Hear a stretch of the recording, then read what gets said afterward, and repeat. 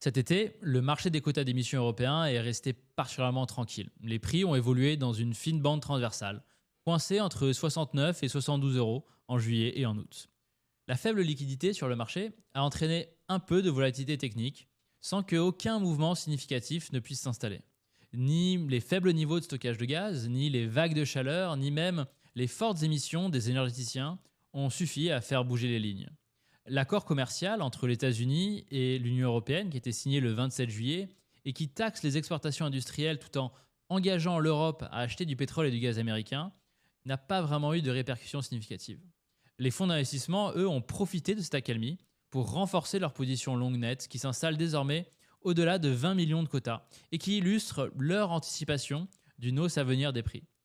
Car l'automne pourrait vraiment changer la donne. La date limite de conformité approche, tout comme l'obligation de stockage de gaz, deux facteurs qui devraient soutenir les prix à la hausse.